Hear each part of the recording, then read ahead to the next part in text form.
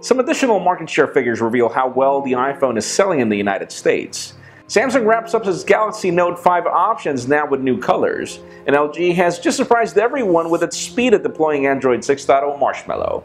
I'm Jaime Rivera, waiting patiently for AT&T to follow the trend from LG and update my G4 from AT&T.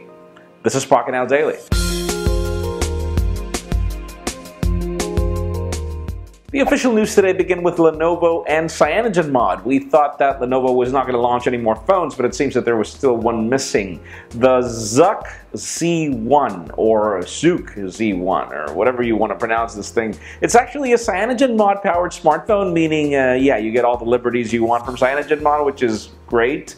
But the interesting part is that this is actually more of a mid-ranger, if not an entry-level smartphone that's being launched in Europe right now.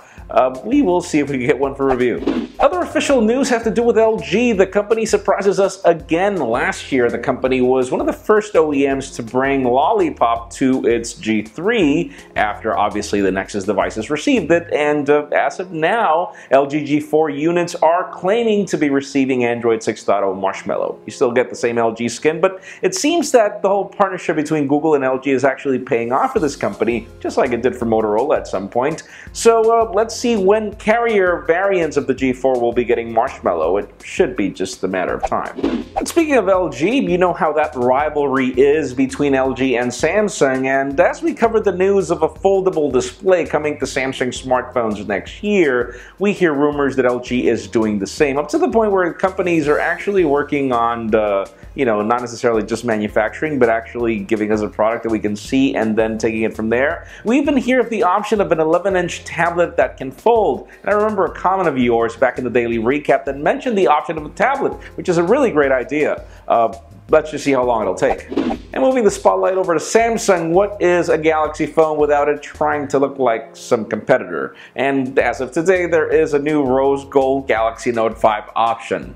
Yeah, I know. In addition to that, we also get a titanium variant, and what makes this rose gold special is that apparently it'll be an exclusive 64 gig variant. We haven't been able to confirm that though, so we will keep you posted, but yeah, for those of you wanting a Note 5, you probably should wait if you want these colors.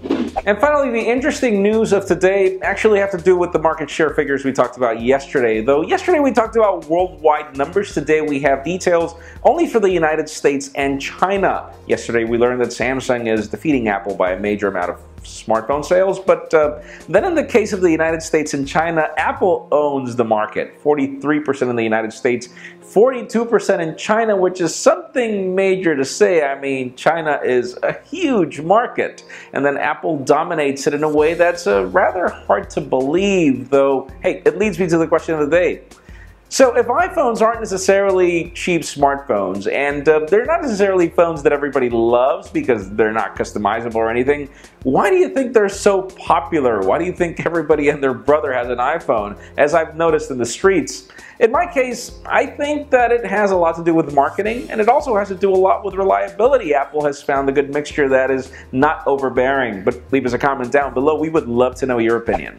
Friends, as always, you know the drill. If you want to get the news earlier before this video was filmed, make sure you follow us on Pocketnow.com and subscribe to our YouTube channel as well. You can follow me on Twitter, Jaime_Rivera, on Instagram at Jaime Rivera.